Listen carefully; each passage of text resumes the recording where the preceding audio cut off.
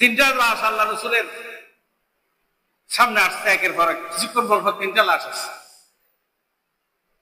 ইমানদার মানুষ যারা হাদিস শরীফে আছে, আবু দারদা রাদিয়াল্লাহু তাআলা আনহু থেকে রওয়ায়াত, আমার নবী ইরশাদ করেছেন, হযরত আবু দারদা বলতেছেন, একটা লাশ আসছে আমার নবীর সামনে জানাজার জন্য। আল্লাহ রসুল বলতেছেন, তার থেকে কেউ কর্জ পাবে কিনা, কর্জ পাবে কিনা? সাহাবায়ে কেরাম বলতেছেন, ইয়া রাসূলুল্লাহ, তার থেকে কর্জ পাবে কিভাবে? যার জানাজা পড়ার জন্য আজকে এখানে ময়দানে আনা হয়েছে, তার থেকে কেউ কর্জ পাবে কিনা, তার থেকে কেউ কর্জ পাবে কিনা? বলতেছেন, ইয়া রাসূলুল্লাহ, পাবে, কর্জ পাবে। কয় দিরহাম পাবে? 3 দিরহাম। এই 3 দিরহাম কর্জ দেওয়ার জন্য তার ঘরের মধ্যে 3 দিরহাম আছে কিনা জিজ্ঞাসা করো। পরিবারের কর্তারা, পরিবারের ওয়ারিসরা 3 দিরহাম ওনার কর্জ আদায় করবে কিনা জিজ্ঞাসা করো। ঘরের মধ্যে আছে বলতেছে। জিজ্ঞাসা করার পর বলতেছেন, ইয়া রাসূলুল্লাহ, 3 দিরহাম আছে, তারা আদায় করবে। আল্লাহ রসুল বলতেছেন, তাহলে আমি জানাজা পড়তে পারবো? সকলে বলি সুবহানাল্লাহ। তারপর জানাজা পড়াইছেন, যতক্ষণ ফরজ আদায় হবে না তখন আমি জানাজা পড়াবো না। কিছুক্ষণ পর আরেকটা জানাজা আসছে। ইয়া রাসূলুল্লাহ, এই জানাজা পড়ার জন্য আপনার সামনে আরেকটা লাশ আসছে। আল্লাহ রসুল বলতেছেন, তার থেকে কেউ কর্জ হবে কিনা? বলতেছেন, ইয়া রাসূলুল্লাহ, কোনো কর্জ হবে না, তাহলে আমি জানাজা পড়াইতে পারি। আল্লাহ রসুল জানাজা পড়াইলেন। সুবহানাল্লাহ। হয়ে গেল। কিছুক্ষণ পর পর আরেকটা আসছে। আরেকটা জানাজা যখন হাজির হলো, আল্লাহ রসুল বলতেছেন, তার থেকে কেউ কর্জ পাবে কিনা? আল আলাইহি দাইনুন, তার কাছে কি কোনো কর্জ পাবে কিনা মানুষ? বলতেছেন, ইয়া রাসূলুল্লাহ, তার থেকে কর্জ পাবে। কিভাবে কর্জ পাবে?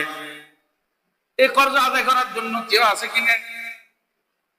বলতেছেন, ইয়া রাসূলুল্লাহ, তার পরিবারের মধ্যে কোনো সম্পদ নাই, মাল নাই কর্জ আদায় করার জন্য।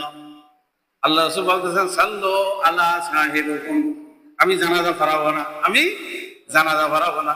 সাল্লু আলা সাহিবিকুম, অথচ সাহাবী, তোমাদের সাহাবী বন্ধু জানাজা তোমরা পড়ো, আমি পড়াবো না। সাল্লু আলা সাহিবিকুম। হাদিস।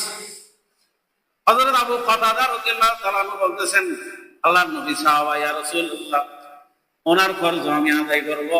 ইয়া রাসূলুল্লাহ, আপনি জানাজা পড়াই দেন, ওনার কর্জ আমি আদায় করব। সুবহানাল্লাহ। হযরত আবু কাতাদা বলার পরে আল্লাহর রাসূল জানাজা নামাজের ইমামতি করলেন, জানাজা পড়ালেন, জানাজার ইমামতি করলেন।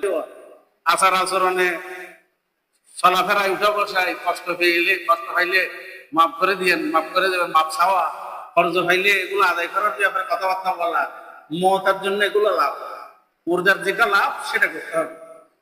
তো আল্লাহ, এখন প্রশ্ন, আল্লাহ রসুল কেন জানাজা পড়া? আসলে কর্জ দ্বারা জানাজা পড়া যাবে কিনা? জানাজা পড়া যাবে, কিন্তু মানুষ, একটা মানুষ মারা গেছে কর্জ বিজু রেখে, আল্লাহ রসুল তো কর্জ দ্বারা জানাজা পড়াইতে চাই নাই। জানাজা পড়া যাবে কিনা? শরীয়ত মোতাবেক জানাজা পড়া যাবে, কিন্তু আল্লাহ রসুলের হাদিস মতে আল্লাহ রসুল তো কর্জ দ্বারা জানাজা পড়াইতে চাই নাই। তার মানে জানাজার নামাজের চেয়ে মুর্দারের জন্য তার কর্জ আদায় করা বেশি গুরুত্বপূর্ণ। সেটা বোঝানোর জন্য আল্লাহ রসুল বলতেছেন, সাল্লু আলা সাহিবিকুম, তোমাদের বন্ধুর জানাজা তোমরা পড়াও, আমি পড়াবো না। সকলে বলি সুবহানাল্লাহ। অর্থাৎ মুর্দারের জন্য লাভ। জানাজার নামাজের চেয়েও মুর্দারের জন্য লাভ হলো তার কর্জ কি করে দেওয়া। জানাজা মানে কি? জানাজা মানে কি বলতো? জানাজা মানে দোয়া। আর দোয়াউ লিহাদাল মাইয়াতে, জানাজার সালাতের উদ্দেশ্য কি? মওতার জন্য কি করা? দোয়া করা। দোয়া কবুল হয় যে কখন? হ্যাঁ, দোয়া কবুল হয় যখন হক থাকলে। আল্লাহ রসুল জানাজা পড়াইতে চাই না, এই কারণে উনার কাছে পরের হক রয়ে গেছে। আমি জানাজা পড়াইতে সে পার পাবে না, সেই জন্য তাকে মুক্তি দেওয়ার জন্য, মৃত ব্যক্তিকে রেহাই দেওয়ার জন্য আল্লাহ রসুল জানাজার আগে ফরজ দিয়ে জানাজা কবুল হওয়ার নিশ্চয়তা করেছেন।